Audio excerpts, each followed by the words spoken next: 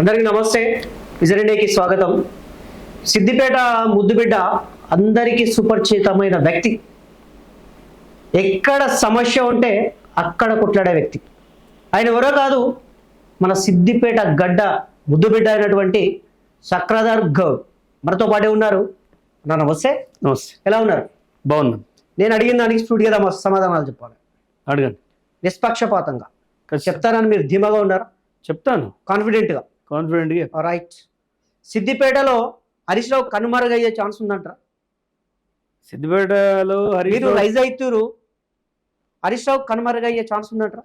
ఇప్పుడు హరీష్ రావు కనుమరుగు అవ్వడం అవ్వకపోవడం అనేది జనం చూసుకుంటారు. అదే చక్రధర్ పని కాదు, నా సబ్జెక్ట్ కాదు.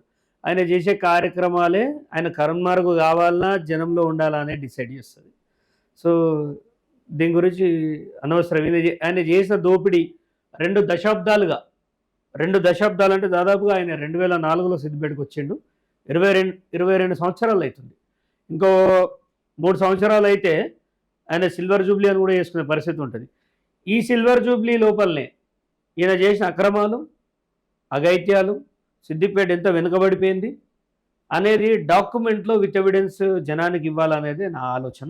దాని ప్రకారం పనిచేస్తాం. సురభి హాస్పిటల్ పైన ఒక స్టే ఉంది, మిగతా హాస్పిటల్ పైన మీ అభిప్రాయం? సురభి హాస్పిటల్ 2017 నుండి 2026 అంటే గత తెలంగాణ వచ్చిన తర్వాత స్టార్ట్ అయిన హాస్పిటల్. తెలంగాణ ప్రభుత్వం అయిపోయేదాకుండి కాంగ్రెస్ ప్రభుత్వంలో కూడా ఇర్రెగ్యులారిటీస్తో నడుస్తుంది. సో దీనిపైన 1 సంవత్సరం పాటు కేవలం అర్జీలు పెట్టడంతో, అంటే కలెక్టర్ గారికి రాయడం, డిఎంహెచ్ఓ గారికి ఇవ్వడం, అధికారులు అందరికీ ఇవ్వడం జరిగింది. సో ఎలాంటి స్పందన లేకపోయేసరికి నేనేం చేశానంటే దీనిపైన ఆర్టీఐలు వేసి అసలు ఇతను ఇర్రెగ్యులారిటీస్ భయంకరంగా చేస్తుంది. దాదాపుగా ఈయన ఒక 7-8 కోట్ల రూపాయలు గవర్నమెంట్కి చెల్లించాలి. ఆ డబ్బంతా ప్రజా సంక్షేమంకు ఉపయోగపడే డబ్బు ఇష్టం ఉన్నట్టు హాస్పిటల్స్ కట్టేసి, వైద్యం పేరిట, నర్సింగ్ పేరిట, మెడికల్ కాలేజ్ పేరిట క్వాలిటీ లేని ఎడ్యుకేషన్ ఇస్తూ చాలామందిని ఈయన ఆగం చేస్తుండ అనేది బయట నేను విన్నా. సో దాన్ని నిరూపించడం తర్వాత ఫస్ట్ ఈయనే ఇల్లీగల్గా కన్స్ట్రక్షన్ చేస్తాడు. ఈయనకి పర్మిషనే లేదు, ఈయనకి ఫైర్ సేఫ్టీయే లేదు, ఈయనకి ఇరిగేషన్ డిపార్ట్మెంట్ నుంచి అసలు ఎన్ఓసి లేదు. రెండోది, ఈయన నాలా కన్వర్షన్ చేయకుండా కాలేజ్ కట్టిండు. అది చాలా తప్పు. రెవెన్యూ రికార్డ్స్ ప్రకారం నాలా కన్వర్షన్ చేసిన తర్వాత ఈయన కన్స్ట్రక్షన్ చేసుకుంటే ప్రాబ్లం లేదు. ఆ కాలేజీని కూలగొట్టేదాకా ఇంకో నా దగ్గర కావాల్సినంత సంపూర్ణమైన ఇన్ఫర్మేషన్ ఉంది.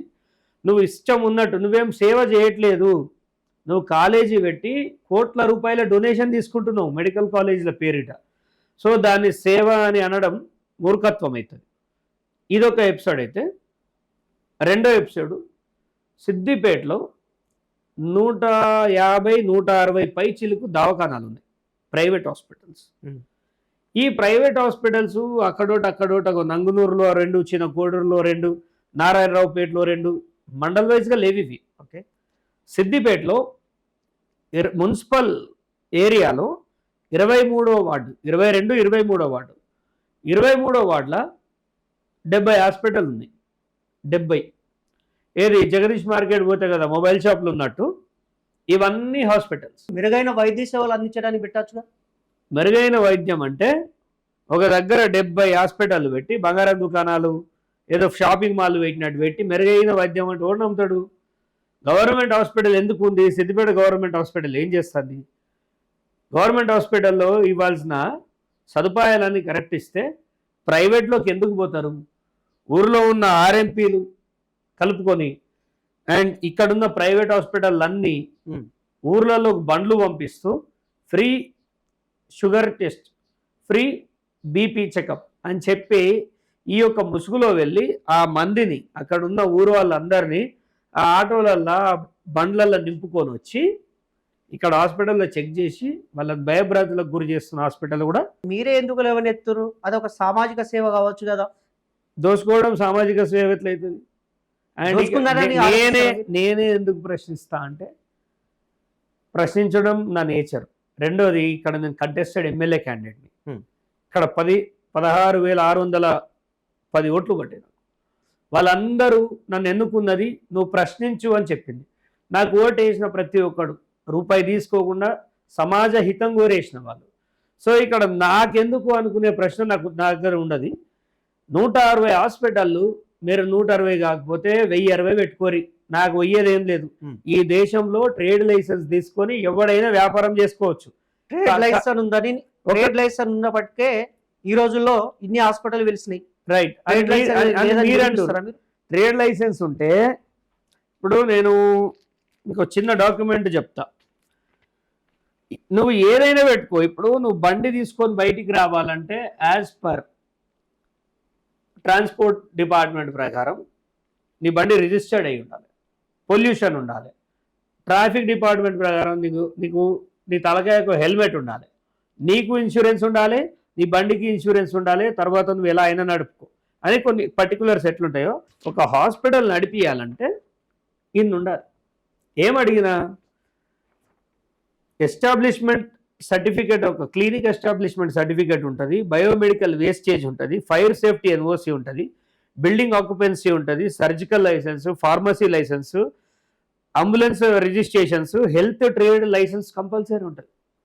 సిద్దిపేటలో ఏ హాస్పిటల్కి కూడా మోస్ట్లీ ట్రేడ్ లైసెన్స్ లేదు. ట్రేడ్ లైసెన్స్తో పాటు హెల్త్ ట్రేడ్ లైసెన్స్ లేదు. ఇవన్నీ పక్కకు పెట్టండి.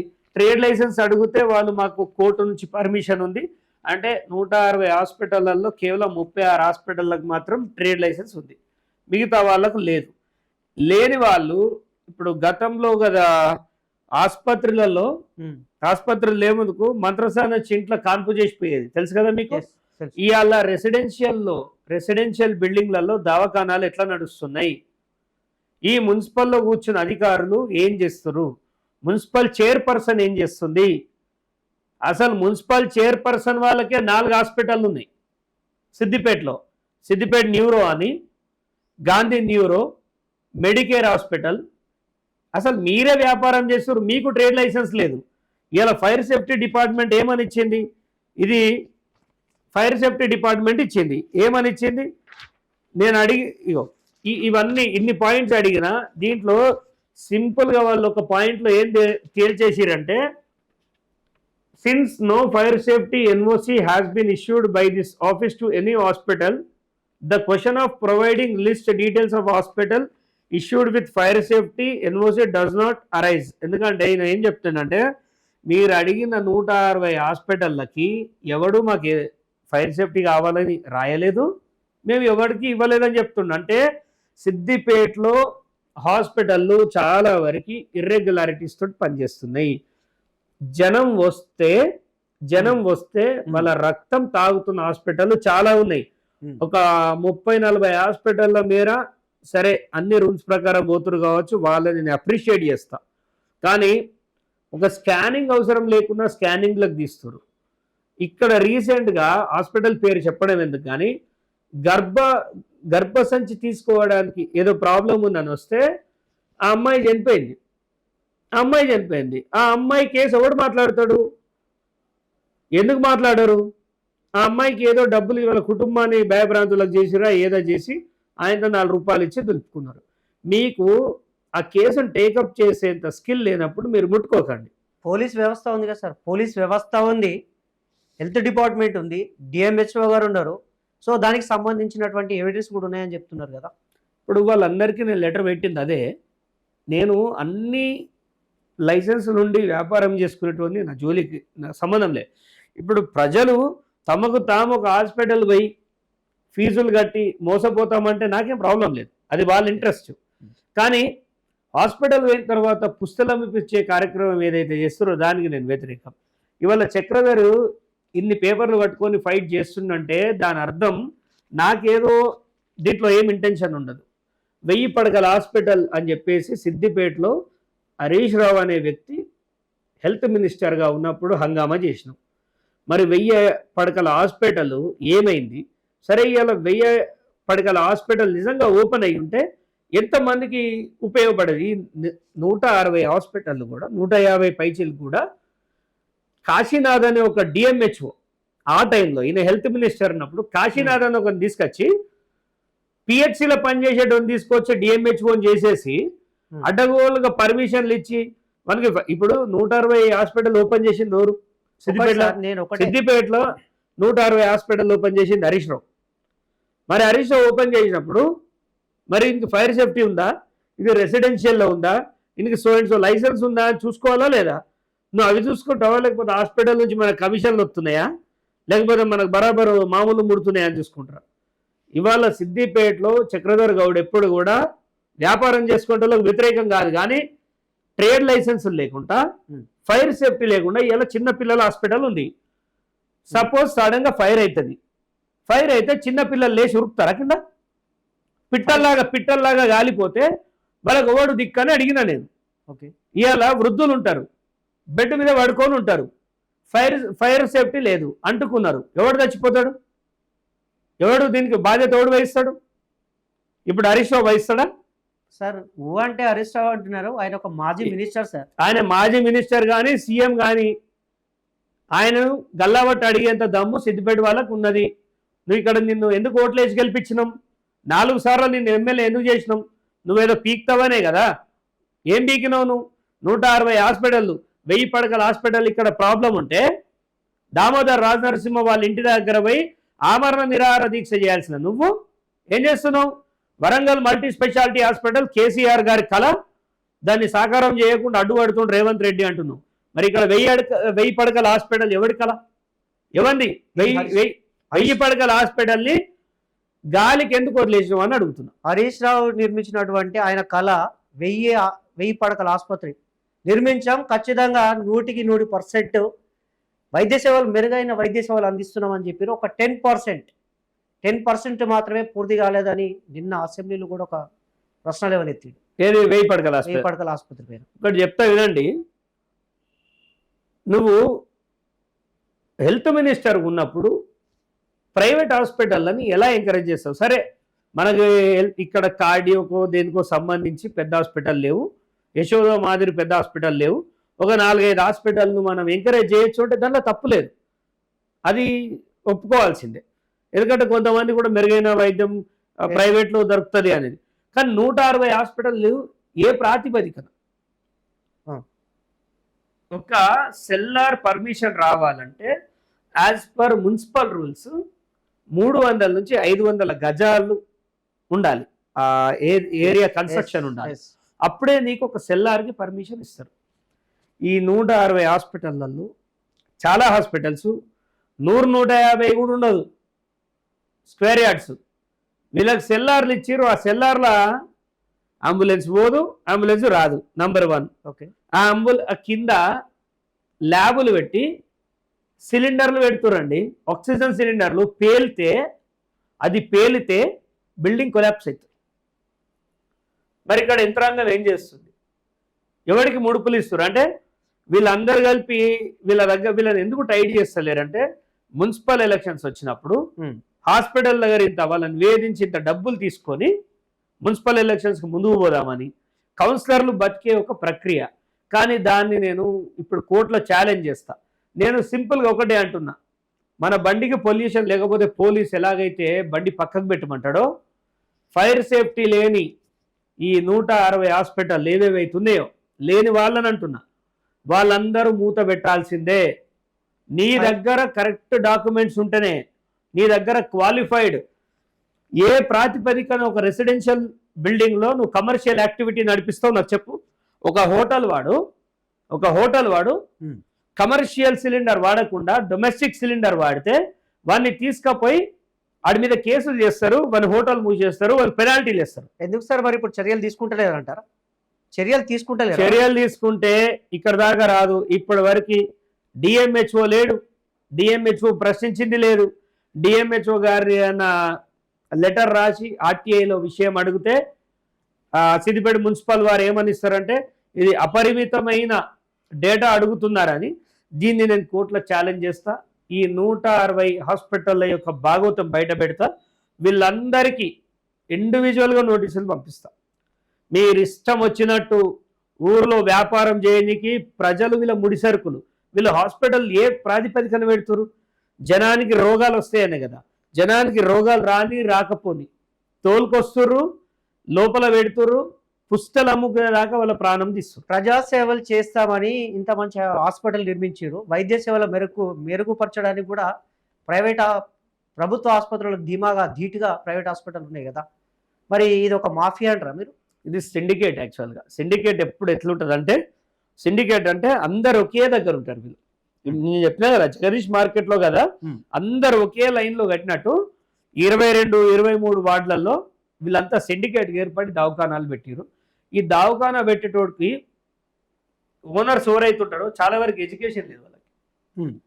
హైదరాబాద్కి వెళ్ళి డాక్టర్లను తీసుకొచ్చి రెసిడెన్షియల్ బిల్డింగ్లలో క్వాలిటీ లేని డాక్టర్లను తీసుకొచ్చి, అన్ని హాస్పిటల్ అంటలేను, ఒక లిస్ట్ ఆఫ్ పీపుల్ ఉన్నారు, ఎట్లా పడితే అట్లా జనాన్ని పీక్క తింటున్నారు. అవసరం లేకున్నా 2 రోజులలో అయిపోయేది 5 రోజులు చేస్తున్నారు. అలాంటి కేసెస్ మా దగ్గర చాలా ఉన్నాయి. ఫస్ట్ ప్రతి హాస్పిటల్లో ఒక తెల్ల పేపర్ మీద కొటేషన్ ఇస్తారు.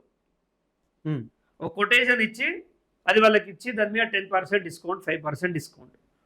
పూర్తిగా ప్రభుత్వాన్ని నేను తిట్టదలుచుకోలేదు, చెప్పాలా, ప్రభుత్వం మీద పోయి నువ్వు దాడి చేయాలి, ప్రభుత్వంతో పోరాడాలనే నిన్ను సిద్దిపేట వాళ్ళు ఎమ్మెల్యేగా గెలిపించారు. నువ్వేం చేస్తున్నావు? నిన్న పోయి ఆరోగ్యశ్రీ గురించి అసెంబ్లీలో మాట్లాడుతున్నావు. సీఎం రిలీఫ్ ఫండ్ చెక్కుల్ని దోసుకున్న దొంగలంతా, సీఎం రిలీఫ్ ఫండ్ డబ్బులు 10% 20% దోసుకున్న దొంగలంతా నీతోటే ఉన్నారు. ఇవాళ సిద్దిపేటలో 160 హాస్పిటళ్ళకి రిబ్బన్ కటింగ్ చేసిన నేను అడుగుతున్నా, ఇదే దామోదర్ రాజనరసింహ గారు చేస్తుంటే ఆయన అడిగేటోని. గతంలో కూడా కొన్ని చేసిరు కదా, హరీష్ రావు హయాంలో చేసిరు కదా సార్. మరి ఇప్పుడు ప్రభుత్వం అనుమతులు కూడా కొన్ని ఇస్తుందని చెప్తున్నారు కదా. మరి ప్రభుత్వము ఇప్పుడు ప్రభుత్వంలో వచ్చిన హాస్పిటల్ చాలా తక్కువ ఉన్నాయి. ఈ హాస్పిటల్ అన్ని ఆయన హెల్త్ మినిస్టర్ ఉన్నప్పుడు, ఈ కాశీనాథ్ అన్నటువంటి డిఎంహెచ్ఓగా పనిచేసినప్పుడు వచ్చినాయి. వీళ్ళందరూ ఎప్పటికెళ్ళి దాదాపుగా హరీష్ రావు హెల్త్ మినిస్టర్ ఉన్నప్పుడే ఇది ఒక మాఫియాగా ఏర్పడ్డది. ఇక్కడ ఆయన అనుచరులంతా కలిసి ఇక్కడ హాస్పిటల్ నేను చెప్పిన కదా, మున్సిపల్ చైర్పర్సన్ వాళ్ళ హస్బెండ్ ఎవడైతుంటాడో ఆయనకే 3-4 హాస్పిటల్ ఉన్నాయి. మరి ఆయన ఏమో చదివండి, ఆయన ఐపీఎస్ఆ, ఐఏఎస్ఆ, డాక్టరా, ఏంది? డబ్బులు పెట్టి హైదరాబాద్ నుంచి డాక్టర్లను పిలిపించుకొని ఇక్కడ చిన్న ఎక్విప్మెంట్ పెట్టేసి ఇష్టం ఉన్నట్టు నడుపుతారు. ఇక్కడ ల్యాబ్ రిపోర్ట్స్ ఏవైతే ఇచ్చిరో అవి హైదరాబాద్లో ఇస్తే డిఫరెన్స్ వస్తుంది. ఎందుకు మొత్తంగా ఈ ప్రజల మీద దోసుకునే అవకాశం ఎజెండా అనేది. అయితే పెట్టిన హాస్పిటళ్ళు ఇన్ని రోజులు బందోబస్తుగా నడిచినాయి, ఇక కూడా నడిపియాలి, వచ్చేది మన ప్రభుత్వమే అనేది వీళ్ళ ధీమా. దాన్ని నడవనీయ నేను. ఇప్పుడు ఇదంతా నేను ఏదో నా ఇంట్లోకి వెళ్ళి తెచ్చింది కాదు, ఇది ఆర్టీఐ ద్వారా ఇవన్నీ సేకరించాను. ఈ 160 హాస్పిటల్ల భరతం పడతా వీళ్ళు ఎవ్వరు వదిలేదు. 10,000 రూపాయల బిల్ అయ్యే దగ్గర 40,000 ఇస్తారు. 1000 పడకల హాస్పిటల్ అని చెప్పేసి జనాన్ని పిచ్చోళ్ళని చేసిండు హరీష్ రావు. ప్రస్తుత సిద్దిపేట హాస్పిటల్లో కూడా మెరుగైన వైద్యం అందించాలి. ఎక్కడ కానీ గుర్తుపెట్టుకోండి, ప్రభుత్వం నిర్వీర్యం అయిపోయి ప్రైవేటైజేషన్ ఎప్పుడు వస్తుందో అప్పుడు అసమానతలు ఏర్పడతాయి. ప్రజల యొక్క రక్తమే ధనంగా మారుతుంది, ధనంగా మారి ధనికులను చేస్తుంటుంది. సో మెడికల్ మాఫియా అనేది చాలా భయంకరమైంది. అది నా సిద్దిపేటకి రావద్దని నేను చాలాసార్లు అనుకున్నా. ఇరిగేషన్ మినిస్టర్గా ఉండి ప్రజల భూములు కొట్టేసిన దొంగవి నువ్వు. హెల్త్ మినిస్టర్గా ఉండి ఊరు మొత్తం దావకాళ్ళు పెట్టించినావు. సిద్దిపేట కాన్స్టిట్యున్సీకి సపోజ్ 2.5 లక్షల పాపులేషన్ ఉందనుకోండి, 160 హాస్పిటళ్ళు దేనికోసం? వీళ్ళు ఇచ్చే వైద్యం ఏంది, గవర్నమెంట్లో ఇయ్యంది ఏందని అడుగుతున్నా. నువ్వు ఇవాళ పోయి బాగా మాట్లాడుతున్నావు కదా అసెంబ్లీలో రేవంత్ రెడ్డి గారి గురించి కానీ ఎవరి గురించి కానీ. ఇప్పటి వరకు హెల్త్ మినిస్టర్ తోటి 1000 పడకల హాస్పిటల్ గురించి నువ్వు ఎన్నిసార్లు డిస్కస్ చేసావు? అడిగికి ఎవడన్నా పోయినావను? ఈ 160 హాస్పిటళ్ళ గురించి చక్రధర్ మాట్లాడుతుంది ఒకే ఒకటి, క్వాలిఫైడ్ డాక్టర్స్ లేరు. రెసిడెన్షియల్ బిల్డింగ్లో కమర్షియల్ యాక్టివిటీస్ చేస్తారు, చాలా తప్పు. ఇప్పుడు వైన్స్లో అమ్మాల్సిన మందు మీ ఇంట్లో పెట్టుకొని అమ్మితే దాన్ని ఏమంటారు? Belt shop. బ్లాకా కదా? మరి కమర్షియల్లో ఉండాల్సింది రెసిడెన్షియల్లో వాడు నడిపితే వాడిని ఏమన్నా? సో ఇది ఒక సామాన్యుని గొంతుకగా ప్రజలు డబ్బు లేక ఇబ్బంది పడుతున్నారు, నానా అవస్థలు పడుతున్నారు. వీళ్ళ దగ్గరికి వచ్చే వాళ్ళందరూ పేదవాళ్ళు, రైతులు. చక్రధర లాంటోడు, మీలాంటోడు ఎడ్యుకేటెడ్ పీపుల్ అంటే పోతలేరు. క్వశ్చన్ చేసే వాళ్ళను పక్కన పెడుతురు, క్వశ్చన్ చేయని వాళ్ళను పేద ప్రజల రక్తాన్ని పీడిస్తుందంటారా? ఖచ్చితంగా అదే జరుగుతుంది. ఇప్పుడు చక్రధర్ పోతే కరెక్ట్ బిల్లు పడుతుంది ఆడ. ఎందుకు దీన్ని కంపారేటివ్లీ నేను హైదరాబాద్లో చెక్ చేసుకుంటా. ఇక్కడ స్కానింగ్ 3,000కి అయిందనుకో, అది హైదరాబాద్లో కూడా 3,000కే కావాలి, 100 అటు ఇటు కావాలి. కానీ పేదలను మాత్రం ఇష్టం ఉన్నట్టు దోసుకొని తింటారు. దీనికి నేను వ్యతిరేకం. ఆరోగ్యం, విద్య, ఈ రెండు చాలా ఇంపార్టెంట్ మనుషులకి.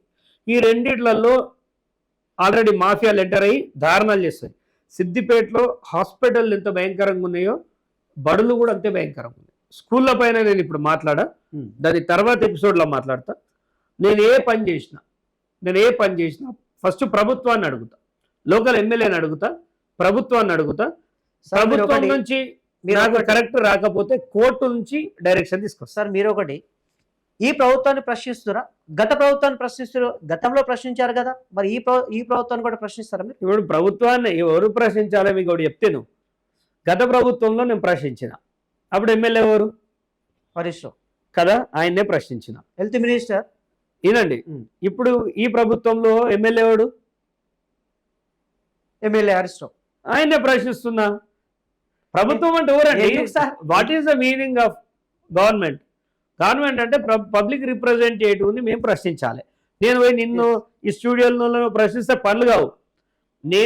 నువ్వు అసెంబ్లీలో రిప్రజెంట్ చేస్తున్నావు సిద్దిపేటని, అలాంటి రిప్రజెంటేటివ్ నువ్వు మా దగ్గర 160 ఇర్రెగ్యులారిటీస్ ఉన్నాయండి హాస్పిటల్స్, ఈ కొత్త వాటికి పర్మిషన్ ఇవ్వద్దని ఎవరు మాట్లాడాలి? 1000 పడకలు ఏమైంది సార్ దామోదర్ గారు అని ఎవరు అడగాలి? నేనెందుకు అడుగుతా దామోదర్ గారు నేనెందుకు అడుగుతా? హరీష్ రావుగా నువ్వు అడగాలి, అవునా కదా? ఇక్కడ మల్టీ స్పెషాలిటీ హాస్పిటల్ వరంగల్ పోయి లొల్లి పెట్టబడుతుంది, సిద్దిపేటలో గతి లేకపోయా. ఆ హాస్పిటల్ 1000 పడకల హాస్పిటల్ గురించి ఎన్సాన్పల్లి వాళ్ళ జాగాలు అక్రమంగా గుంజుకున్నారే. లేదు సార్, వాళ్ళంతా ఈ దేశం ఈ రాష్ట్రంలో ఈయన ఇరిగేషన్ మినిస్టర్, ఈయన హెల్త్ మినిస్టర్ అయినాక ఈయనకు వచ్చే ప్రతి కళకి, ఈయన కలగన్న ప్రతి ఆలోచనకి పేదవాడి రక్తమే, రైతుల రక్తమే ఆయనకి ఇలా ధనంగా మారింది. ఇరిగేషన్ మినిస్టర్ గా రంగనాయక సాగర్, మల్లన్న సాగర్ లో వాళ్ళ రక్తాన్ని ధనంగా మార్చుకున్న దుర్మార్గుడు హరీష్ రావు. ఈ ఊర్లో కాంగ్రెస్ చచ్చిపోయింది, ప్రశ్నించే తత్వమే లేదు. నేను రాసిన దాంట్లో 10% ఆర్టీఐలు ఇప్పటిదాకా వీళ్ళ దగ్గర లేవు. బీజేపీ అయితే టికానా లేకుండా పోయింది. ఒకే ఒక గొంతు ప్రతిసారి హరీష్ రావుని ప్రశ్నించే గొంతు చక్రధరే. సుప్రీంకోర్టు దాకా తీసుకెళ్ళిన హరీష్ రావుని, సుప్రీంకోర్టు దాకా. నువ్వు సరే నీ కేసు నిలబడ్డదా నిలబడలేదా తర్వాత, యుద్ధం చేయడమే లక్షణం. ఆ నాయకుడి లక్షణాన్ని నేను కరెక్ట్గా ప్రజల ముందు ఉంచిన. 160 హాస్పిటళ్ళ నుంచి కొన్ని కోట్ల రూపాయల ధనం అక్రమంగా వీళ్ళు పొందుతున్నారు, ఇష్టం ఉన్నట్టు బిల్లులు వేస్తున్నారు. ఈ 160 కూడా రెగ్యులారిటీస్కి కరెక్ట్గా లేవు, అంటే రూల్స్ ప్రకారం లేవు. వీళ్ళని కనుక నేను నియంత్రించకపోతే, ఒక స్నేహితుడు అన్నాడు నాతోటి, అన్నా ఈ 160 మందిని నువ్వు ఇబ్బంది పెడితే రేపు మన ఓటు బ్యాంకు దెబ్బతింటుందని. నేను గెలవకున్నా పర్వాలే, నువ్వు ఓటు వేయకున్నా పర్వాలేదు, కానీ నీ 160 మందిని మీరు సరిగ్గా ట్రేడ్ లైసెన్సులు తీసుకొని, ఒక క్వాలిఫైడ్ డాక్టర్ని పెట్టి, ఫైర్ సేఫ్టీ పెట్టుకొని కరెక్ట్గా నడిపిస్తా అంటేనే మిమ్మల్ని ఎక్స్క్యూజ్ చేస్తాం. లేకపోతే అడిగేవాడు లేడు కదా, మమ్మల్ని ఎవడు ఏం బిక్తాడు అనుకోడు. మీ 160 హాస్పిటల్లో 160 మంది పేషెంట్లను పంపించి స్పై చేపిస్తున్నా ఆల్రెడీ నేను. ఒకటి సార్, మీరు అన్నట్లుగా భూములు లాక్కున్నారు, వాళ్ళ రక్తంతో ఈ సొమ్ము పోగేసుకురా అని చెప్తారు కదా, స్వచ్ఛందంగా వాళ్ళే రైతులు భూములు ఇచ్చామని చెప్తారు కదా, మరి ఏ రైతు చెప్పిండు? మీరు మొన్న మల్లన్న సాగర్లో ఏం జరిగిందండి? గజ్వేల పోతే మల్లన్న సాగర్లో చెప్పుల దండ వేసేటోళ్ళు హరీష్ రావుకి జర్రైతే మిస్ అయ్యిండు, దొరకలే. హైట్ ఉంటాడు కదా, దండ వాళ్ళు పడలే ఆయనకు, కానీ కొట్టినంత పని చేసిరు. మీరు వీడియో చూడలే? ఎందుకు సార్ హరీష్ రావు మీద మొత్తం ఇంత మీరు ఫైర్ కావడానికి కారణం ఏంది? మా ఎమ్మెల్యే ఆయనే కదా, ఆయన మీద ఫైర్ అవుతాం. ఆయన దిగిపోతే ఇంకోటి ఎమ్మెల్యే అయినా వాడి మీద ఫైర్ అవుతాం. ఒక మాజీ మినిస్టర్, ఇప్పుడున్న ప్రస్తుత ఎమ్మెల్యే ఎందుకు అంత రైజ్ చేస్తున్నారు హరీష్ రావు? అంటే ఎమ్మెల్యేని మాజీ మినిస్టర్ ఏమనొద్దని చూడండి. నేను ఒక ప్యూర్ అంబేద్కరిస్ట్, నేను ప్రశ్నించడం నా తత్వం. నేను గుడ్డిగా దేన్ని ఫాలో గాను. ఏదైనా శోధిస్తా, పరిశోధిస్తా, అలా నిజాలు తీసుకొని ప్రతి ఒక్కటి ఈ ఊర్లో చాలా మంది చాలా ధర్నాలు చేశారు. చక్రధర్ ఏ రోజన్న రోడ్డు మీద కూర్చున్నాడా? నేను సమస్య మీద కూర్చునేది తొడలు గాలేటట్టు రోడ్ల మీద కూర్చోను. పోయి ఒక పిటిషన్ వేసి హైకోర్టులో కూర్చుంటా. నాకు న్యాయం కావాలని ధర్మాసనాన్ని అడుగుతా, న్యాయమూర్తిని అడుగుతా. మీరు ప్రజల పక్షాన కొట్లాడతారా? ఇంకో ఎవరి పక్షాన కొట్లాడుతున్నా? ఇది ఎవరి పక్షం? ఇది నేను ఒకటే అడుగుతున్నా సార్, ప్రజల పక్షాన్ని చూడండి. అధికార పార్టీకి రాజీనామా చేసిన మొగ్గని నేను. బేసిక్ గా బూట్లు నాక్కుంటుంటారు, ధనార్జన కోసం బూట్లు నాక్కుంటుంటా. చక్రధర్ గౌడ్ నాకు సీఎంకి నేనంటే చాలా ఇష్టం, నన్ను చాలా అభిమానిస్తాడు రేవంత్ రెడ్డి అన్న. ఎందుకు? వాడు రియల్ ఫైటర్, రియల్ క్యాండిడేట్. మా పిసిసి మహేష్ గౌడ్ అన్న నన్ను ఎంకరేజ్ చేసిండు, నీలాంటి వాడు సిద్దిపేటలో ఉండాలని. అలాంటి పార్టీకి నేను రాజీనామా చేసిన. వాళ్ళిద్దరు నాతో మంచిగా ఉన్నారని చెప్పేసి నేనేం సర్దుకోలే. నా ఊరికి అన్యాయం జరుగుతుంది, నా ఊరిలో ప్రశ్నించే గొంతుక మూగబోద్దు, ఈ పార్టీలో ఉంటే నేను బానిస లెక్క బతకాల్సి వస్తుందని బయటికి వచ్చిన. సూడా పరిధిలో జరుగుతున్న ప్రతి అంశాన్ని నేను ప్రజల ముందట పెడుతున్నా. ఇవాళ ఇదే కాదు, ప్రతి ఒక్క అంశం. హరీష్ రావు దగా చేసిన 2 దశాబ్దాలు 20 సంవత్సరాల దోపిడీని ఇక మీదట ముందట పెడతా. మున్సిపల్లో ఈసారి బీఆర్ఎస్ గెలిచే ప్రసక్తే లేదు, గెలిచే ప్రసక్తి లేదు, గెలవనీయం. ఈ రకమైన దోపిడీ ప్రజల రక్తం దాగుతా అంటే ఊరుకోవడానికి లేదు. హరీష్ రావు చాలా నిజంగా తెలంగాణ రాష్ట్ర వ్యాప్తంగా చాలా డెవలప్ చేశారని చెప్తారు. సో ముఖ్యంగా ఒకటి సిద్దిపేట, నెక్స్ట్ ఒకటి Sircilla, CM constituency Gajwel develop దిశ నడుస్తున్నాయి. ఎక్కడ లేనటువంటి మెరుగైన వైద్య సేవలు ఓన్లీ హరీష్ రావు గారు అందిస్తున్నారని చెప్తా ఉన్నారు కదా. ఇక మీకే చెప్పాలి ఎవరన్నా ఫోన్ చేసి, కానీ హరీష్ రావు ఎంత తీసుమార్కానో నాకు తెలుసు. రాజ్యాంగం ప్రకారంలో ఏ పండైనా, చెట్టుకు వండిన ఏ పండైనా ఒకరోజు కింద పడాల్సిందే. నువ్వు ఎంత చెట్టు పైకెక్కినా పైదాకా కొమ్మ, చిటారు కొమ్మ ఎత్తావు, తర్వాత కూలాల్సిందే. హరీష్ రావు ఎంతటి లీడర్ అయినా ప్రశ్నించే గొంతుకలు లేకనే ఇన్ని రోజులు ఆయన వ్యవహారం నడిచింది.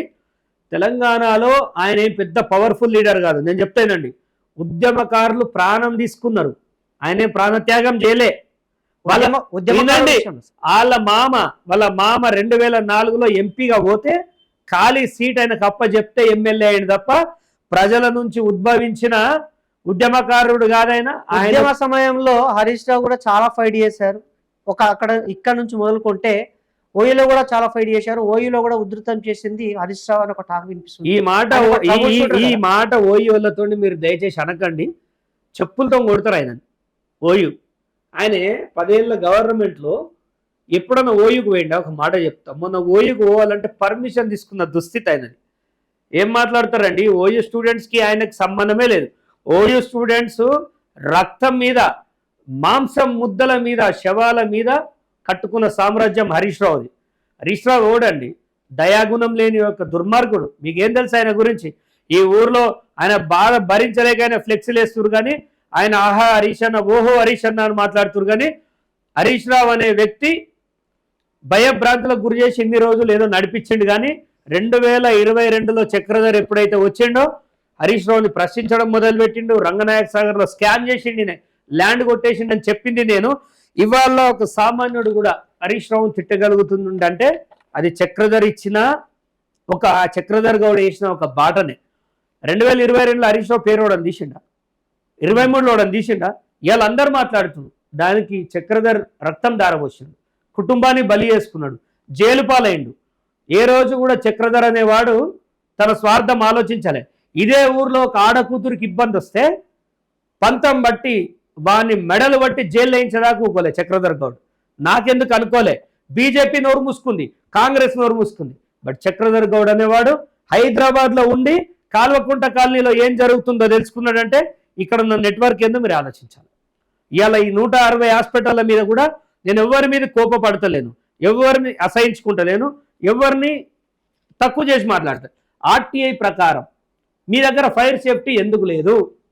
నా క్వశ్చన్ సింపుల్ ఒకటే, రేపు ప్రమాదం జరగముందుకే కదా హెల్మెట్ ఎందుకు పెట్టుకోమంటారు? ప్రమాదం కోసం, సేఫ్టీ. ఆ సేఫ్టీ రూల్స్ మీరు ఎందుకు పాటిస్తున్నారు? ఈ 160 హాస్పిటళ్ళ నుంచి ఒక్కొక్క ₹1,00,000 పోయినా హరీష్ రావు ఇంటికి 1,50,00,000 పోతున్నాయా లేవా? అంటే పంపించారా నిరూపిస్తారా సార్ మీరు? ఒక్కటి ఇర్రెగ్యులారిటీస్ నుండంగా నీ నోరు ఎందుకు మూసుకుంటుంది హరీష్ రావు? హరీష్ రావు ప్రశ్నించే గొంతు కదా మీలాగానే. ఎవరిని ప్రశ్నిస్తాడు? అధికార పక్షాన్ని ఈరోజు అధికార పక్షాన్ని కూడా ప్రశ్నిస్తారు. ఊరవతల సురభి అని ఒకటి దందా ఓపెన్ చేస్తే ఏం బిక్తున్నావు హరీష్ రావు? నువ్వు ఏం బిక్తున్నావు? 160 హాస్పిటల్ ఇర్రెగ్యులారిటీస్ తోటి పనిచేస్తుంటే డిఎంహెచ్ఓ ఏం చేస్తుండు, కలెక్టర్ ఏం చేస్తుంది అంటే ఈ దోపిడీలో ఎంతమందికి మీకు బాగా ఉన్నది అంటే హరీష్ రావుని చూసి భయపడుతురా? హరీష్ రావు ఫస్ట్ నువ్వు చక్కగా ఉండాలి, నువ్వు చక్కగా ఉండి మాట్లాడాలి. మొన్న ఒక అమ్మాయి చనిపోతే వాళ్ళ కుటుంబం పోయి సార్ మా బిడ్డకి ఇట్లా మా భార్యకి ఇట్లా చనిపోయింది అంటే గవర్నమెంట్ హాస్పిటల్ చచ్చిపోతే నేను పట్టించుకుంటా కానీ ప్రైవేట్లో నేను ఏం చేయాలంటుండు. సిగ్గుండాలి. ప్రైవేట్ హాస్పిటల్లో పైన కదా నువ్వు నియంత్రించాల్సింది. గవర్నమెంట్ హాస్పిటల్లో పేషెంట్లను పెంచాల్సింది పోయి ఆడ ప్రభుత్వ హాస్పిటల్లను దద్దమ్మలను చేసి కూసబెట్టి నీ ఇక్కడ ఈ వ్యవహారం చేస్తున్నావు. నేను దీన్ని ఊరుకోను, కోర్టులో దీన్ని ఛాలెంజ్ చేస్తా. ఇమ్మీడియట్గా సిద్దిపేటలో కనుక ఈ దోపిడీ ఆపకపోతే మీరందరినీ నడి రోడ్డు మీద నిలబెడతాను. బీఆర్ఎస్ హయాం వచ్చిన తర్వాత, గతంలో టీఆర్ఎస్ ఇప్పుడు బీఆర్ఎస్ హయాంలో వచ్చిన తర్వాత సుఖప్రసవాలు చాలా చేసినామని హరీష్ రావు చాలా సందర్భాల్లో చాలా చెప్పారు. మరి ఇప్పుడు ప్రైవేట్ హాస్పిటల్లో ఎందుకు ఇంత నిర్వీర్యం అవుతున్నారు? ఒకటి హరీష్ రావు చెప్పేటి నమ్మడానికి ఉండదండి. మీకు ఒకటి చెప్తేనండి, హరీష్ రావు అనేటోడు ఒక బోగస్ లీడర్. వాళ్ళ మామ ఎడిచిన చెప్పులు వేసుకొని తిరుగుతుండే హరీష్ రావు. వాళ్ళ మామ లేకపోతే ఆయన సిమెంట్ దుకాణాల గుమాస్తా కూడా వనికిరాడు.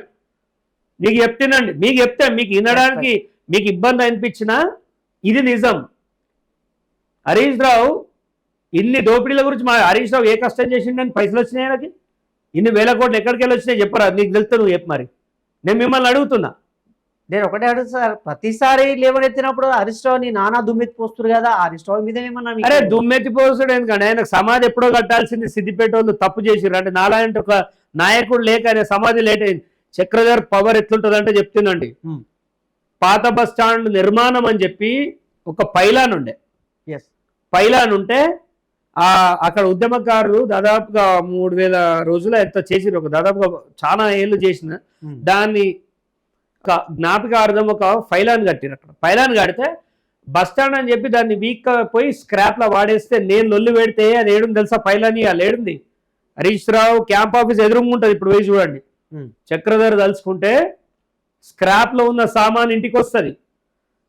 ఇక్కడ ఉన్న ఆయన ఈ స్క్రాప్ లోకి పోవాలి. హరీష్ రావు అనేటువంటి స్క్రాప్కి పోవాల్సిందే.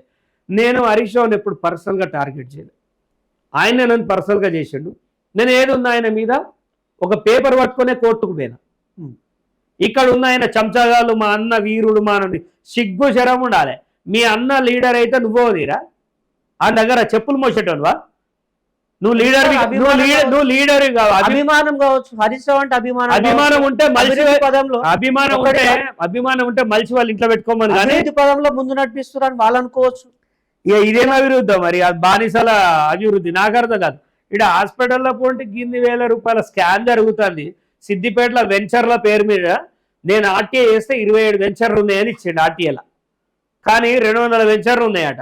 అంటే అవన్నీ ఇల్లీగల్ వెంచర్లే కదా. ఆ వెంచర్లల్లో ప్రతి వెంచర్కు రూల్ ఉంటుంది, 10% సూడాకి ఇవ్వాలని. అంటే 27 వెంచర్లు వేసామన్నారు. సరే 27 గురించే మాట్లాడదాం. ఈ 27కి 27 పార్కులు ఉండాలి కదా సిద్దిపేటలో. 100%. ఏవి మరి పార్కులు? ఏవి ఆ పార్కులు ఏడున్నాయి? హరీష్ రావు అకౌంట్లు ఉన్నాయి. అవి అమ్ముకొని సొమ్ము చేసి కమిషన్ల కింద హరీష్ రావు మూట అయిపోయారు. వీటన్నిటిపైన అడుగుతా, చక్రధర్ ఏది బేస్లెస్గా మాట్లాడాడు.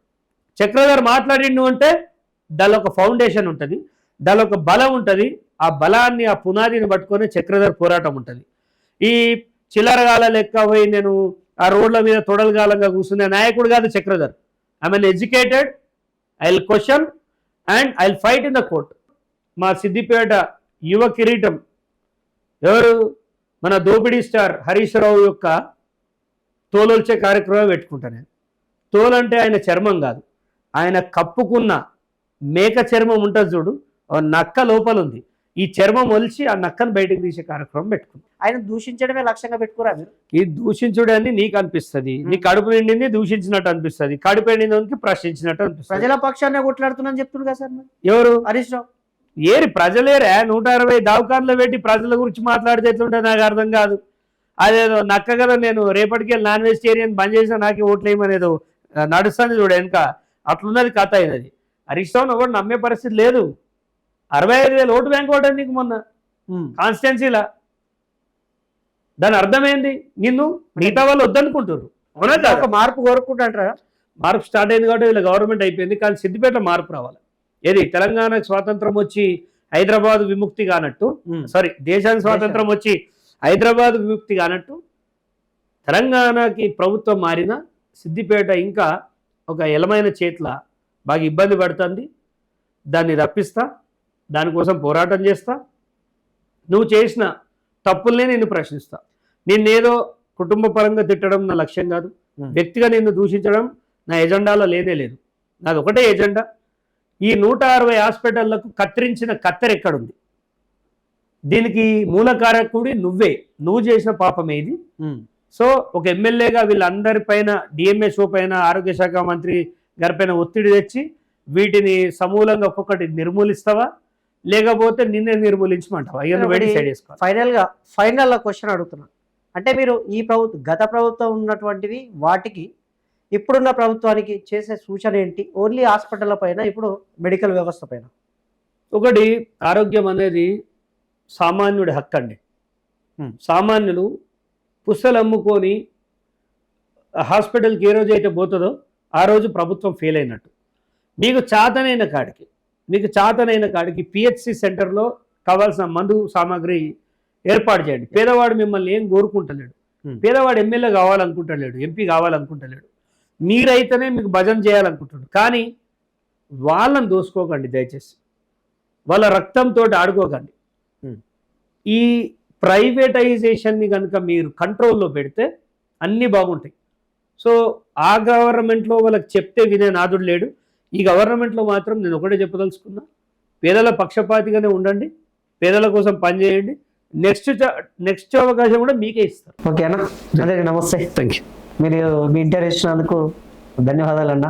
మరో డిబేట్లో మళ్ళీ కలుసుకునే ప్రయత్నం. Thank you.